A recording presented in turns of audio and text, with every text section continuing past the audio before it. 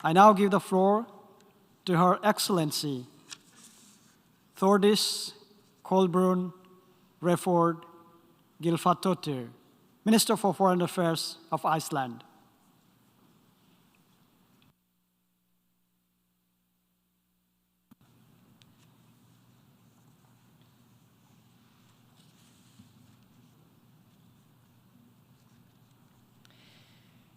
Mr. President of the General Assembly, distinguished delegates, ladies and gentlemen. I would like to start by congratulating Mr. Kasapa Karosi on his election as the President of the 77th session of the General Assembly. I would also like to thank the Secretary General, Mr. Antonio Guterres, for his leadership, as well as those whose daily work is dedicated to the ideals of the United Nations. Mr. President, we meet in critical times. This hall, the venue for so many historic events, is in and of itself a testament to some of the ideas that this organization, one of the most important in world history, is built on. In this hall, during this session, we are equal. Whether we represent a global superpower or one of the more than 70 member states, like mine, that have less than 1 million inhabitants. In this room, we all have the same number of seats at the table, we each have a vote, and we all have a voice and the right to let it be heard from this podium. And at the hand of the President of the General Assembly, there is a gavel, a simple wooden hammer, an instrument so light and non-threatening that it could hardly be of any use as a weapon to hurt. Nevertheless, the person who holds it can take control of the deliberations of the most powerful women and men in the world. The striking of this small hammer against a simple block of wood compels respect for the rules that the members of these United Nations have agreed to abide by in this chamber. It is a symbol of order, and it is therefore fitting that the inscription on the gavel says, "Með lögum skal land byggja." It is in Icelandic, as the gavel is an article that Iceland donated to this great organization. It means that society shall be built on the pillars of law. It is a quote from an ancient Icelandic text of law, and the next line elaborates with a statement that the land will indeed be desolated if lawlessness or unjust law are allowed to take hold. In the global context, we are all acutely aware, not least the smaller states of this world, that a world not governed by rules will be a world dominated by force. Mr. President, we meet at a time when a powerful country, a permanent member of the United Nations Security Council, has decided to challenge the norms and international laws that have served the world so well since world leaders, with the horrors of 2 world wars vivid in their memory, decided to save succeeding generations from the swords of war and the untold sorrow that it brings to mankind. The post-World War order has not prevented problems and conflicts from arising. Mistakes and questionable decisions have been made. The sorrows and horrors of war and conflict have indeed been a part of too many lives in too many parts of the world. But, by and large, wars of territorial expansions have simply not been allowed. In my part of the world, my generation does not hold memories of the horrors of a global war. We have grown up believing that peace among nations can almost be taken for granted. Well, it cannot. However, the global system has provided an answer to the critical questions of how problems are solved. This construct is now under a threat, and it is our duty as leaders, not least those of us who are young, to make sure that the fortunes of the past decades do not lead us into dangerous complacency. We must advocate for the multilateral system at every opportunity and convince the peoples of the world that despite its flaws, it is vastly and completely superior to any other method of resolving issues and disputes between states. Of course, we must continue to reform our organization and make it more fit for purpose and more representative to meet growing and more complicated new challenges. Iceland fully supports the vision of the Secretary General put forward in our common agenda on how we can revitalize our work and strengthen the multilateral system so it can best serve future generations.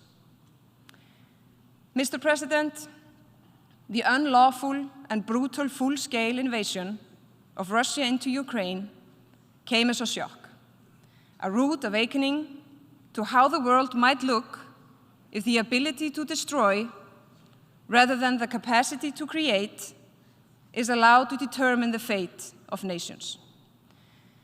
The absolute and sickening brutality that Russia has shown, as evidenced in newly liberated areas, is beyond comprehension.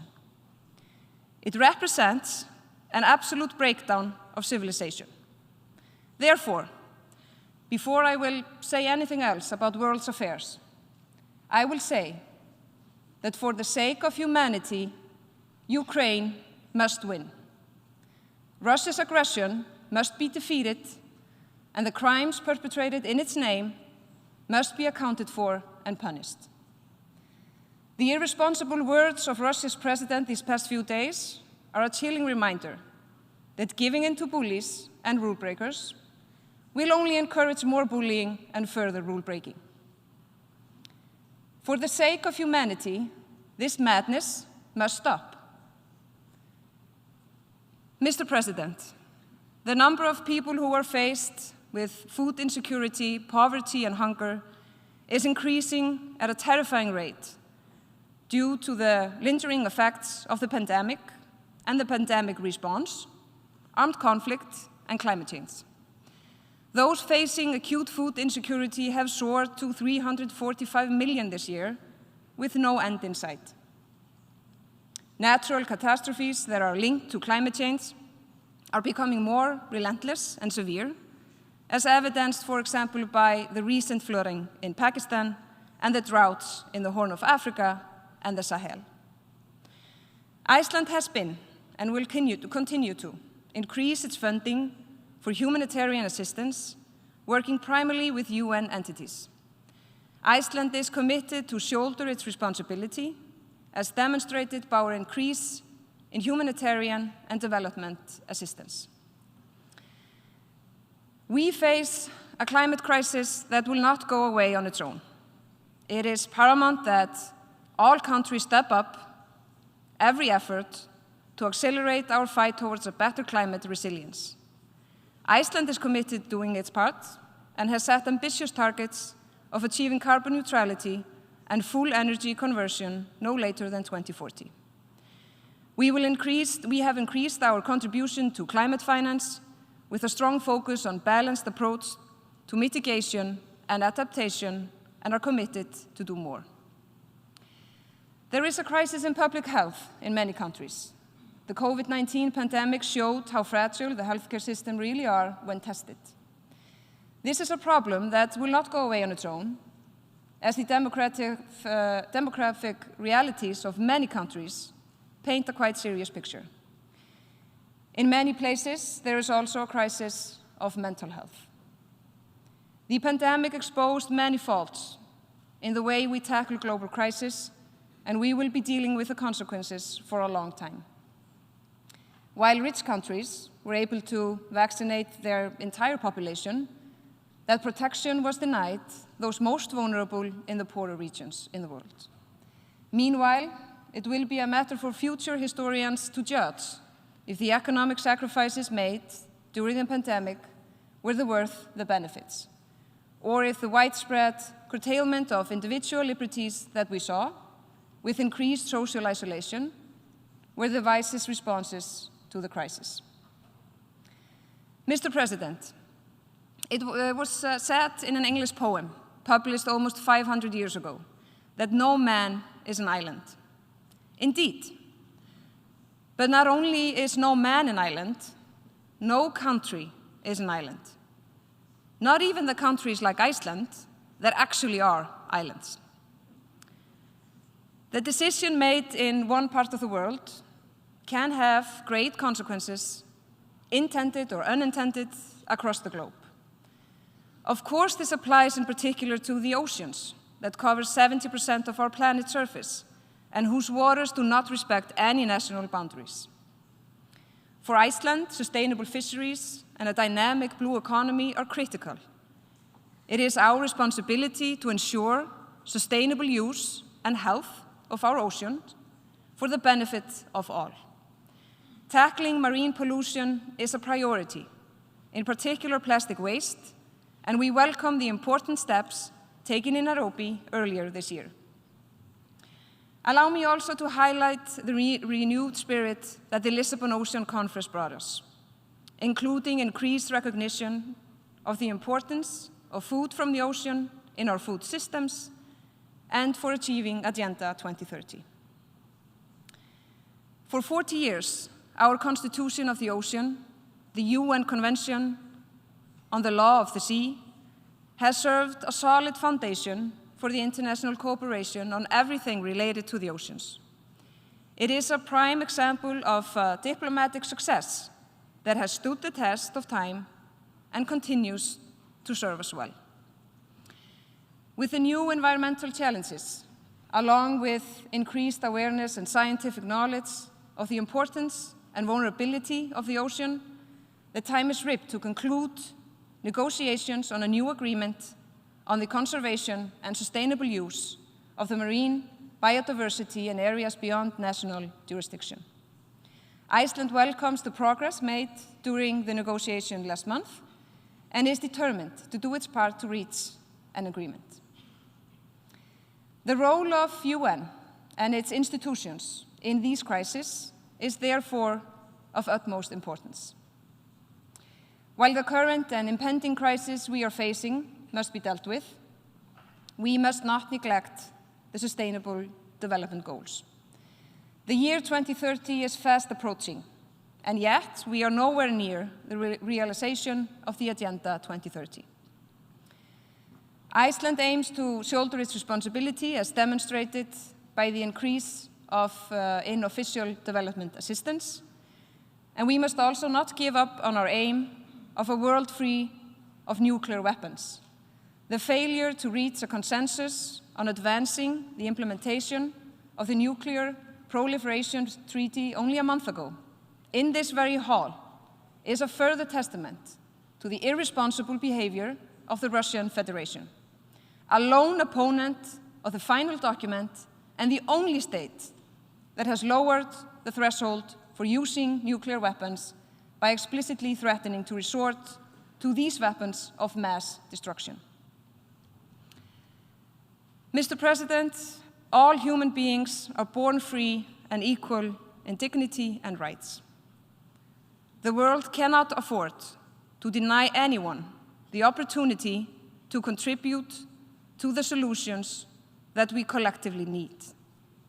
Too widely, we are witnessing an increase in repression of religious and ethnic minorities, racism, anti-Semitism, and violent nationalism.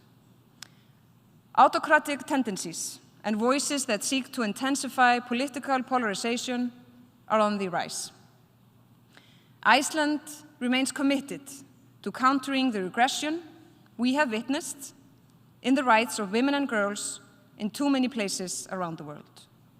The rights of LGBTI people across the world have either never been secured or have regressed. The values and the principles embodied in the UN Charter, international law, and the Universal Declaration of Human Rights are not only important in and of themselves, they are absolutely critical if we are to harness the individual creativity, entrepreneurial spirit, an innovative mindset that we so desperately need to rely in our quest for man-made solutions to our man-made problems. These ideals are another example of how the method of solving problems is a more pressing matter to resolve than any individual problem. And we know that the answer to humanity's challenges lies in the human spirit itself, if it is allowed to live out its truest potential. Mr. President, the job of leaders is not easy when the times require sacrifices. We are all aware of the challenges that open societies face. Freedom of expression means that it is possible to spread lies and false information. This is a real problem that we need to address. Free societies need to become more resilient, with a strong, well-educated, and well-informed public being the first and the best line of defense against those who seek to manipulate with lies, conspiracy theories, and hate-mongering. However, when we worry about the misuse of the freedom of expression in open societies, let us not forget that the truly terrifying misuse of information is when governments claim a monopoly on truth. Relentless propaganda and brainwashing by official sources in corrupt governments with evil intentions can lead to a truly terrifying result.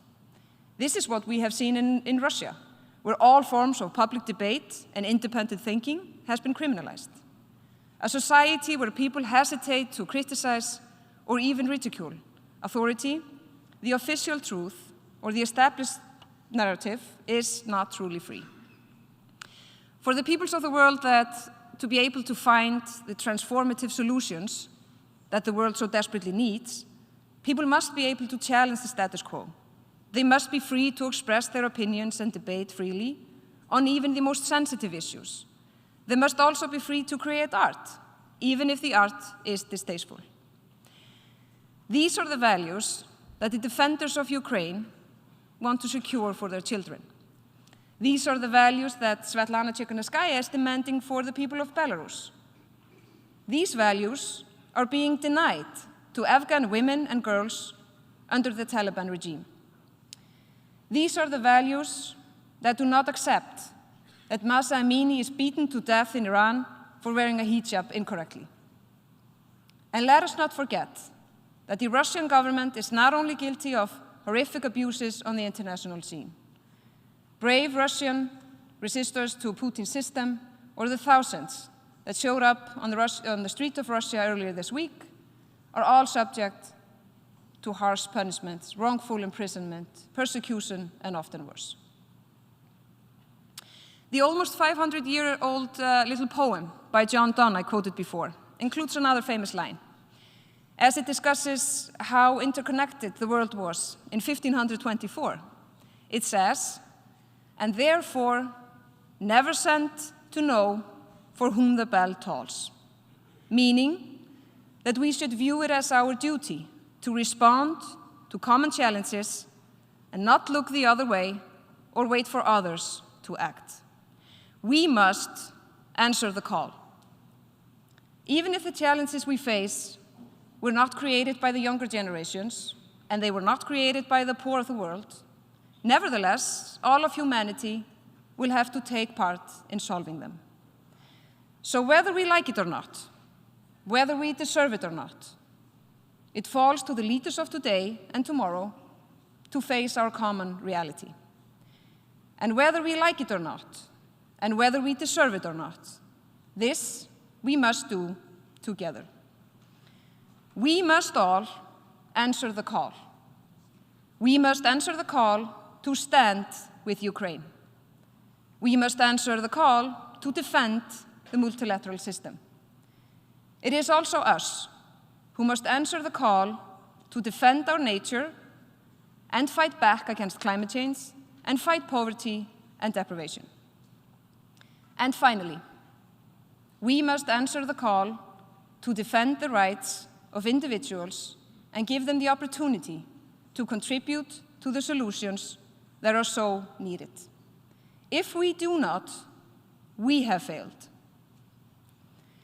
Mr. President, I am thankful for the opportunity to address this 77th General Assembly and once again be reminded that the possibility for nations to come together and exchange ideas and opinions in a civilized manner remains the norm in international relations, and that those who break the rules are almost universally condemned. The noble aim of this organization, to spare the world from the sorrows of war, is maybe more relevant than ever before. Order in the world must be restored. I thank you.